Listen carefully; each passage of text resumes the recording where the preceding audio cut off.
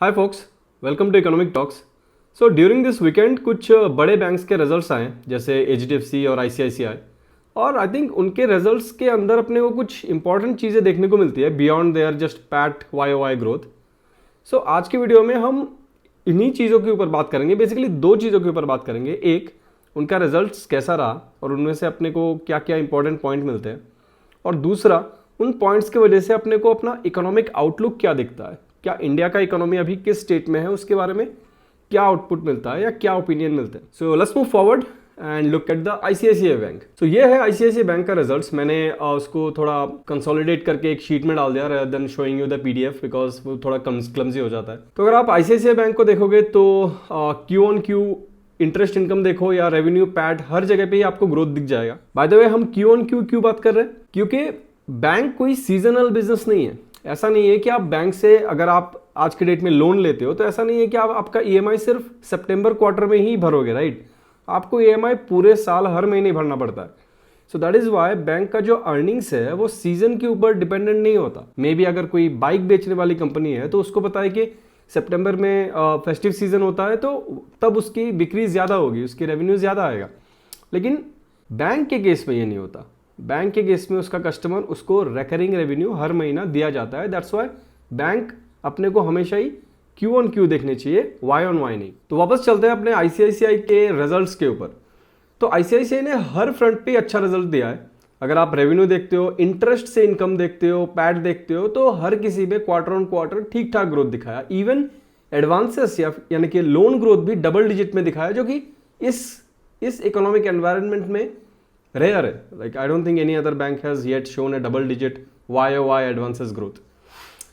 लेकिन प्रोविजनिंग उसका बढ़ गया बहुत ज़्यादा, ऑलमोस्ट डबल से ज़्यादा हो गया है प्रोविजनिंग मतलब वो पैसा जो लोग जब ईएमआई नहीं देते, उसके कुछ कस्टमर्स जो ईएमआई पे नहीं कर पा रहे हैं, इसके वजह से आरबीआई मैंडेट करती है कि आप थोड़ा पैसा साइड में रख दो। तो वो जो प्रोविजनिंग है वो उसका ऑलमोस्ट डबल से ज़्यादा हो चुका है। तो जो प्रोविजनिंग लास्ट के कुछ क्वार्टर में कंटिन्यूसली नीचे आ रहा था, आप देख सकते हो कि यहाँ पे क्यू ऑन क्यू बस नीचे आ रहा है, लेकिन इस क्वार्टर में आते आते वो फिर से बढ़ के ऊपर की तरफ चला गया।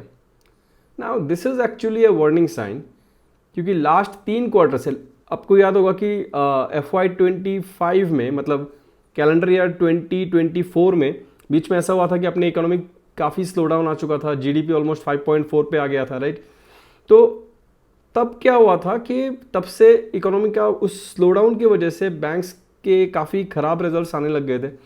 तो उसके बाद ये लास्ट 2 क्वार्टर से जो प्रोविजनिंग कम हुआ वो एक्चुअली एक अच्छा साइन था, राइट।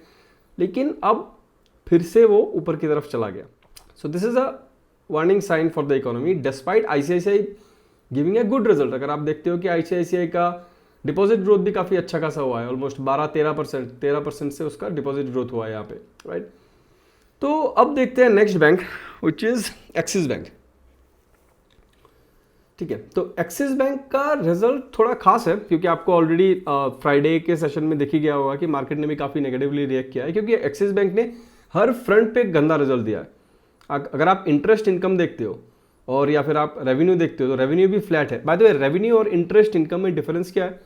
बैंक के केस में क्या होता है कि बैंक का एक कोर बिजनेस होता है कि भाई पीछे से पैसा उठाओ और आगे लोगों को लोन दो, लोन से इंटरेस्ट कमाओ और पैसा कमाओ, which is interest income, the core business. लेकिन इसके अलावा भी बैंक के कुछ अलग अलग जगह से उसके पैसे आ सकते हैं। कुछ फीस का इनकम हो गया, कुछ उसके सब्सिडरीज होते हैं, वहाँ से पैसा आ गया, जो कि अदर इनकम के हिसाब से दिखाया जाता है। तो वो मिलके टोटल रेवेन्यू होता है, राइट। तो एक्सिस बैंक का अगर आप देखते हो तो इंटरेस्ट इनकम घटा है, मतलब जो कोर बिजनेस है वो घटा है। पैट क्यू ऑन क्यू घटा है, राइट।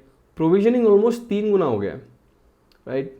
और प्रोविजनिंग 3 गुना होने से भी बड़ी बात यह है कि भाई यहाँ पे देखो आप, जीएनपीए में बहुत ज़्यादा बड़ा जंप है। 1.28 का था जो 1.57 हो गया, राइट। तो बैंक ने बोला है कि यार कुछ उन्होंने अकाउंटिंग में टेक्निकल चेंजेस किए, जिसके वजह से उन्होंने कुछ नए अकाउंट्स को एज एन एनपीए डिनोट किया है, विच इज़ वाई ये इंक्रीज नंबर ऑफ एनपीएस दिख रहे हैं, इंक्रीज नंबर ऑफ प्रोविजनिंग दिख रहे हैं। और अब बैंक ने एक्चुअली एक एग्जांपल भी दिया अपने कॉन कॉल में कि किस टाइप की चीज़ की वजह से उन्होंने ये टेक्निकल मतलब टेक्निकल चेंजेस किए। एक एग्जांपल दिया, तो उन्होंने बताया कि suppose there is a guy name Puneet, okay, तो उसने सपोज 100 रुपये का लोन लिया है और उसका लोन अमाउंट 100 रुपये है और उसको हर महीना 10 रुपये पे करने हैं बैंक को, ठीक है, जब तक कि उसका वो पूरा पेमेंट नहीं हो जाता। लेकिन इवेंचुअली बैंक फाइंड आउट कि भाई वो बंदा पे कर नहीं पा रहा है फॉर सम रीज़न, इस महीने तो नहीं पे कर पा रहा है और उसको बैंक को लग रहा है कि यार आगे भी पे करने में दिक्कत है। तो बैंक ने क्या किया भाई, उसके पास गया और बोला भाई एक काम करते हैं, बीच में कुछ सेटलमेंट कर लेते हैं। What you will do is you पे अस 30 rupees in every 3 months, right. तो उससे उस बंदे को थोड़ा मॉनिटोरियम मिल जाता है, 90 डेज़ का थोड़ा कंफर्ट मिल जाता है और उस हिसाब से फिर वो पे करने लगता है कि भाई हर 3 महीने में वो आके 30 रुपीज़ पे करता है, रेदर देन हर महीना 10 रुपये पे करना। अब उससे क्या होता है, देखो अगर कोई बंदा अपना एक भी पेमेंट डिफ़ॉल्ट करता है, मतलब फर्स्ट मंथ का पेमेंट डिफ़ॉल्ट करता है, राइट, तो फिर वो डीपीडी अकाउंट में चला जाता है, डेज पास ड्यू, डीपीडी मतलब। और अगर डीपीडी में बंदा 90 डेज से ज़्यादा है तो फिर उस बंदे को एनपीए बकेट में डाल दिया जाता है। अब यहाँ पे क्या हो रहा था, क्योंकि उस बंदे ने 90 डेज़ के बाद अपना पेमेंट कर दिया 30 रुपीज़ का, तो मतलब क्या डीपीडी फिर से ज़ीरो हो गया। So technically he is not an NPA, right, I mean legally also is not an NPA.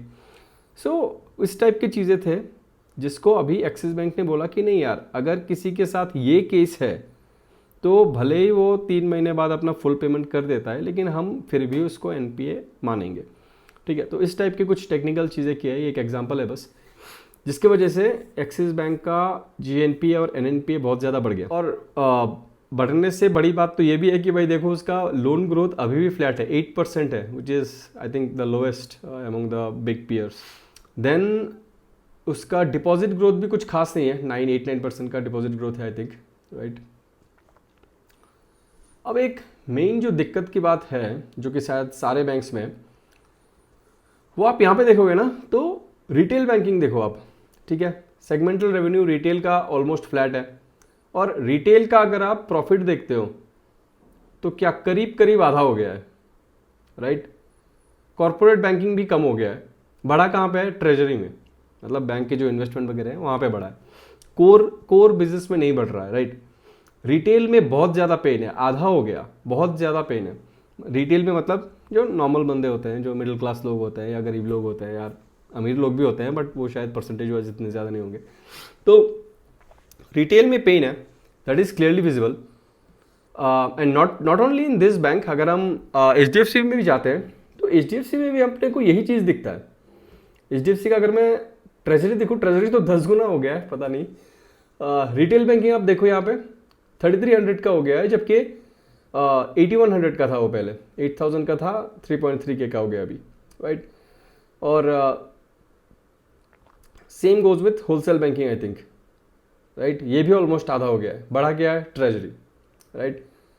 So again यहाँ पे क्या हो रहा है कि जो एक्चुअल में इकोनॉमी है उसमें पेन फुल्ली विजिबल है। बैंक का बिजनेस रिटेल सेगमेंट से अच्छा नहीं कर पा रहा है, रिटेल वाले लोग पैसा नहीं पे कर पा रहे, विच इज़ वाई बैंक को प्रोविजनिंग भी ज़्यादा करनी पड़ रही है। और HDFC ने कितना प्रोविजनिंग किया, this is the HDFC's provisioning size. HDFC ने ऑलमोस्ट 4-5 गुना कर दिया अपना प्रोविजनिंग। उसके पीछे हालांकि एक रीज़न ये है कि जो HDB फाइनेंशियल्स का IPO आया था उससे बाय द वे बैंक को 9700 रुपीज़ ऐसा कुछ मिला था, राइट। तो बैंक ने क्या किया, जिसकी वजह से बाय द वे ये यहाँ पे आप अदर इनकम देखोगे तो वो भी आपको बढ़ा हुआ दिखेगा, 12,000 से 21,000 हो गया, right. That is because of that 9,000 उसमें एडेड है। तो बैंक ने क्या किया, 9,000 करोड़ को अलग से फ्लोटिंग प्रोविजन में डाल दिया। फ्लोटिंग प्रोविजन मतलब जिसको कि RBI मैंडेट नहीं करती है, ऐसा नहीं है कि बंदे ने लोन पे करना 90 डेज तक पे नहीं ही किया है, बट ऐसे है कि बैंक को लग रहा है कि यार हो सकता है कि इन अकाउंट में NPA हो सकता है, दैट इज़ वाई हम पहले ही ओवर कॉशियस होके कुछ अमाउंट साइड में रख लेते हैं, और वो कुछ अमाउंट यहाँ पे है 9,000 rupees, right, which is in a way good thing, cautious bank है, बट 9,000 और 5 गुना हो गया यार आपका जो प्रोविजनिंग है। और जिसके वजह से HDB फाइनेंशियल्स के इतना बड़ा IPO आने के बावजूद आपको पैट में ग्रोथ नहीं दिखेगा, राइट। मीडिया में जनरली YOY दिखाते हैं तो आपको ऐसे बोला जाता है कि पैट काफ़ी ग्रो कर लिया। सो अगेन अगर बैंक को लग रहा है कि यार 9,000 करोड़ मुझे फ्लोटिंग प्रोविजनिंग में रखना पड़ेगा, ऐसा तो नहीं है कि बैंक ने बिल्कुल ही अपने मन से ज़्यादा ही कॉशियस होकर 9,000 हटा दिया। हो सकता है कि वहाँ से एटलीस्ट आधा लाख तो एनपीए में जाएंगे, राइट। सो पेन विजिबल है, अगेन पेन विजिबल है इकोनॉमी में, राइट। हालांकि एचडीएफसी का अगर मैं रिजल्ट की बात करूँ तो डिपॉजिट ग्रोथ वगैरह काफ़ी अच्छा है, राइट। और कोर ऑपरेशन में भी थोड़े बहुत ग्रोथ्स दिख रहे हैं। अगेन लोन ग्रोथ यहाँ पे भी स्लो है, प्रीवियस लोन ग्रोथ से बेटर है शायद, 7% से 8.3% हुआ, थोड़ा सा मार्जिनल इंप्रूवमेंट है, बट लोन ग्रोथ यहाँ पे भी वही है, बहुत स्लो है। अब मेन एक बात यह है कि यार अगर मेरा पैसा वापस नहीं आ रहा है, मैं बैंक हूँ, लोग अगर मुझे ईएमआई वापस नहीं दे रहे हैं, तो नेचुरल सी बात है कि लोन ग्रोथ तो मैं अपने आप स्लो कर दूंगा ना, क्योंकि मुझे नहीं चाहिए होगा कि भाई फिर से कुछ बैड लोन कर दूं मैं, फिर से मेरे एसेट पे स्ट्रेस आ जाए। तो मैं बहुत कॉशियस होकर अपना लोन देने की कोशिश करूंगा, जिसके वजह से मैं बहुत सिलेक्टिव बन जाऊंगा और लोन का ग्रोथ कम होगा।